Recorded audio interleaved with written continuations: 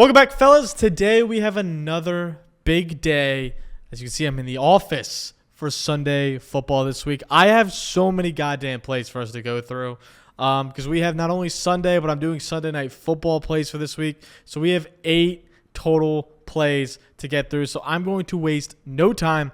Let's hop straight into these plays. Oh, recap from Thursday. Obviously, we'll yap about it because now I've seen it. Shit just didn't go our way. It was really unfortunate. Rashad White had that 156-yard rush. Outside of that, he had 9 carries for 16 yards. So pretty much what I was thinking was accurate as fuck. He just had one big break. It's the longest run Danny of his career. It's just horrendous. Anyway, moving on. Then we had Bijan, who missed by 3 yards, but a lot of people got him at 16.5. So you could have got it as a win. I had it as a loss for me, but I got excited. I got a little bit higher. He didn't see like any rushes in the last 3 drives. Sorry, he didn't see any rushes, which just was like absurd. He's just apparently washed now. Who the fuck knows? I don't know. He looks good though. He didn't look bad as a runner. Anyway, still dealing with a hamstring injury as well. Anyway, and then our last bet was Chris Godwin receptions. Had 3 receptions in the first quarter, 2 receptions right out of the gates in the third quarter, and then nothing else the rest of the game. I don't understand. Okay. Anyway, we'll move on. Jaden Reed is going to be our first play. So we're going to be going first. Actually, psych. We're going to switch up on you. We're going CJ Stroud as our first play. I got to pull up my notes, so I'm looking to my left if you are wondering. But CJ Stroud, over 259.5 passing yards. I absolutely love this spot. So you can see we have the prop side cash right in front of you. CJ Stroud here. Again, it's up to 260. There we go. 259.5. And we'll go to this past game. So he hit this in 2 of his past 4 games so far. Chicago and Jacksonville. Minnesota, he went under. And Indianapolis, he went under. I don't think the games are going to look like either of those. Minnesota was an absolute blowout. And the Indy game was actually really close. But I don't really think it's going to be in that sort of script for CJ today, as Indy runs a mainly 1 high scheme, where Buffalo runs mainly 2 high. And they actually allow these 6 fewest pass yards per game. So you're probably like, Gut, why the hell would we be taking this? Well, they might allow the 6 fewest per game, but the Bills have utilized cloud coverage, which is cover 2, cover 6, for those of you that don't know, at the highest rate in the entire NFL.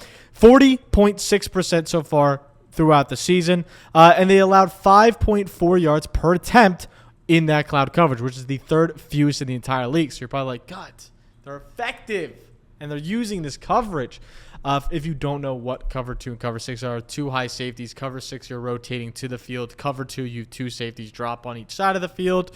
But CJ Stroud has been super effective against cover 2. He's faced cloud coverage in a league-high 58 dropbacks because they want to limit these deep shots from Tank Dell, from Nico Collins. He's completed 33 of his 50 passes versus cloud coverage this season, 66% for quick math. 407 yards and a touchdown.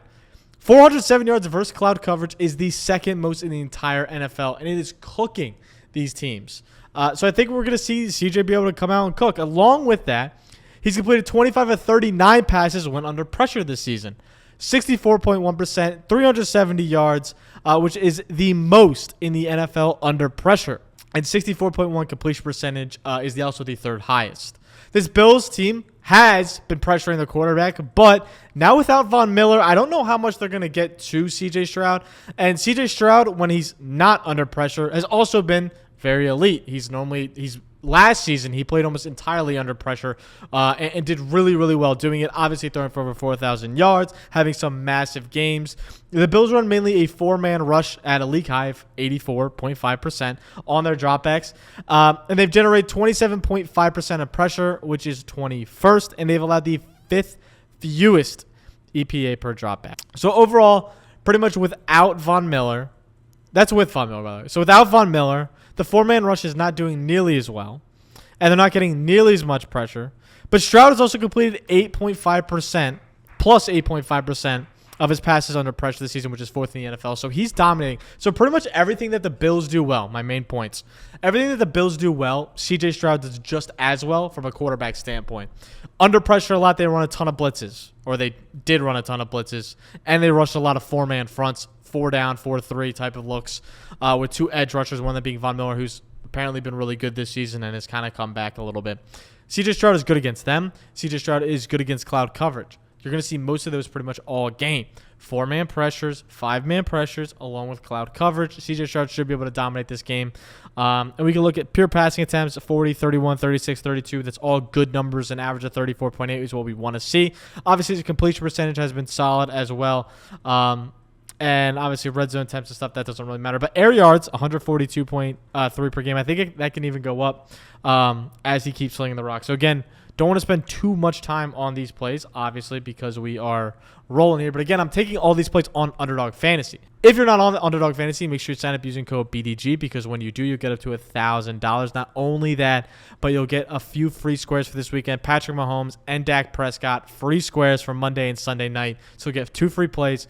You'll get the up to $1,000, and you also get a few bonuses. I think it's on Sunday they're doing a 30% bonus to bet. So if you make a 2-leg slip, you can boost it 30% and get a few more odds there. Or you can do like an 8-man slip and say fuck it. Or you can pair all of these and we ball. So we're going to keep it pushing here. That's it for the Buffalo-Houston game. We're not doing Baltimore-Cincy, as you saw before. I'm not doing the Jets and Minnesota either. Don't have any plays I really love there.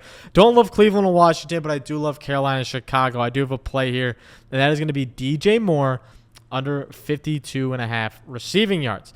Now, probably like, Gut, why would I do this? Is their number one receiver? Well, I will flash on the screen for you Shane Waldron's routes run for DJ Moore. It is awful. It is quite literally awful. JSN tried to warn us of how bad of an OC he is, and it's really, really bad. He's running no variants of routes, not across the field at all. Actually, I'll flash DJ's and JSN comparison, so you'll see both of those compared to Shane Waldron and Ryan Grubb type of offenses, and it is horrendous.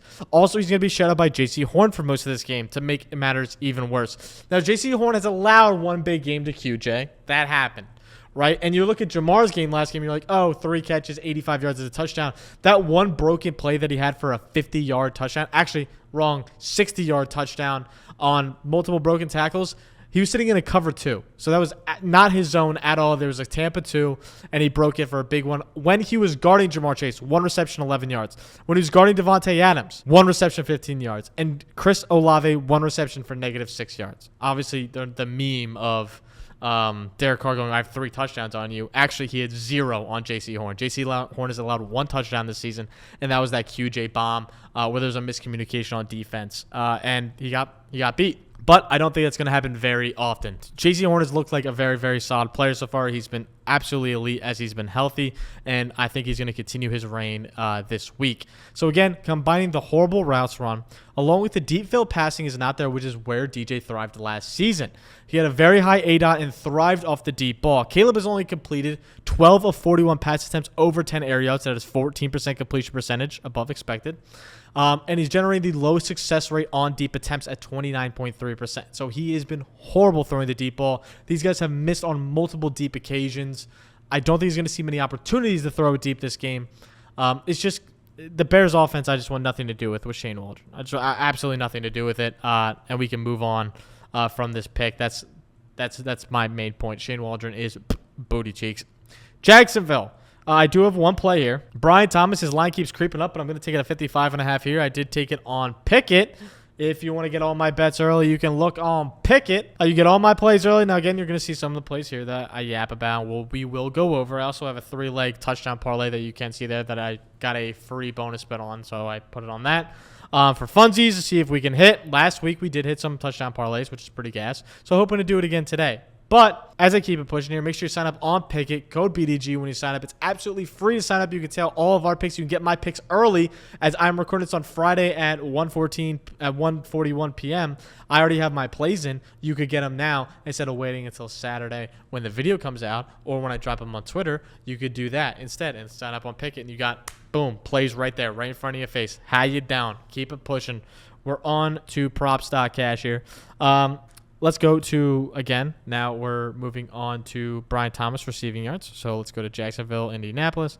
Let's move down to Brian Thomas Jr. He's hit this in 2 of 4 games so far. But, again, the downfield passing. Trevor Lawrence attempted the most downfield passes at 10-plus air yards. Or, sorry, the 4th most right this NFL season at 42.6%. So he's trying to get the ball down the field. They have missed 1 or 2 plays. Last week, he missed Brian Thomas by literal inches for a big play. That would have been a 40-yard touchdown bomb, but they did not connect on that. But he's had a pretty much perfect. He's a perfect matchup this week, right? The Colts allow 13.3 yards per attempt down the field passes. That's the 5th most in the entire NFL. So they're allowing the deep balls. They're allowing X receivers to eat against them. Brian Thomas Jr. Leads all the rookies right now in deep receptions with 4 for 140 yards. Again, he's burning people deep. 4.3 speed at his size is absolutely nuts. His 13.7 yards per average route ranks 3rd amongst all the rookies. Only person that has more is Xavier Worthy, who only runs fucking streaks, and Marvin Harrison, who has been a pretty deep field threat for this Cardinals offense. But again, he's hit the over, averaging 68.8 yards per game, and he's seen back-to-back games, I can scroll down, of 9 targets. So he's had 9 targets in each of the games, so they want to get him involved. They want him in the game plan. Now, we are going to see probably Evan Ingram back this week, but I don't think that's going to affect BTJ too much, as BTJ is going to be on the outside. It could affect Christian Kirk, though, if you have him in fantasy leagues. It could affect him, but again, he's looked pretty good himself, so maybe it won't. Moving on, again, want to keep it pushing. We have a lot of plays to get through, so we have 3 down so far. These are the 3 we have so far. Make sure you keep it up. Miami, New England is disgusting. Like, it's disgusting. I have nothing to do in that game. Arizona, if you're going to take anything, just take Jordan Mason lines. We're going to head down to Green Bay and the Rams. I have 2 plays in this game. One of them starting with Kyren Williams under 84.5 rushing yards. This one I'm iffy about, but I do really like at the same time. Kyren Williams has saw a light box on 60.1% of carries this season. Sorry, last season when he broke out, saw a ton of light boxes. This year he's seeing 54.8%, so that has gone down. Williams has generated negative 34 RYOE against light boxes in 2024, which is the 2nd fewest in the NFL. So he's losing rushing yards per opportunity every single time he pretty much faces a light box. Not only that, but the Packers utilize the light box on the 6th most opposing runs this season at 57.4%, and only allowing 302 yards on 58 carries. Not looking hot for Williams. Also, Kyren Williams has rushed for 258 yards on 73 carries, but generating negative 43 rush yards over expected, which is the 5th fewest in the entire NFL. And the PFF ranks this Rams O-line as 27th in the entire league. Now, they looked good last week. If we go to his props.cash last week, he looked solid, right? Let's go to rushing. Let's go down to the LA Green Bay game. Let's go to Kyren Williams. 89 rushing yards, 94 rushing yards are back-to-back games. They've had good game scripts. They've been in the games. They've been so close. I think Green Bay comes out and fucking stomps them. Green Bay with Jordan Love is a different monster, and they're looking absolutely elite right now.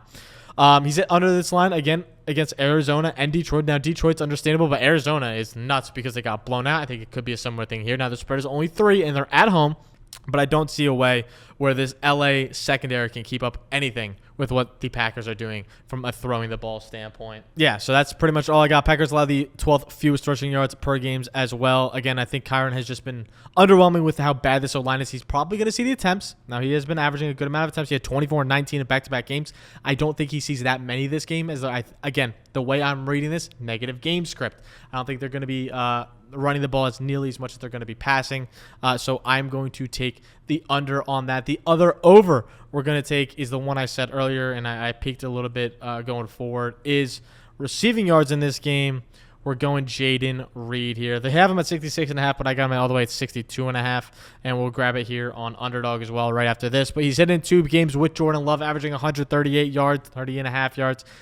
With Jordan Love, 138, 139, and he has been killing zone coverage, right? This defense, this Rams defense runs 77% zone coverage to 18% man. Jaden Reed has played 77% of zone coverage. Sorry, he's played 77% of snaps in this season so far, but he has destroyed zone coverage. He's the 2nd most yards in the entire NFL against zone coverage, recording 330 of his 336 yards versus zone coverage, while having an ADOT of 14.3 and a catchable ball rate of 91% with Jordan Love. So he's cooking zone coverage right now, which he's going to see a ton of. He's caught 16 of his 18 targets against zone, including both of his touchdowns. He's also played some man, and he's caught all 4 balls against his man coverage, so you do have that to look forward to, but most of those were screen passes.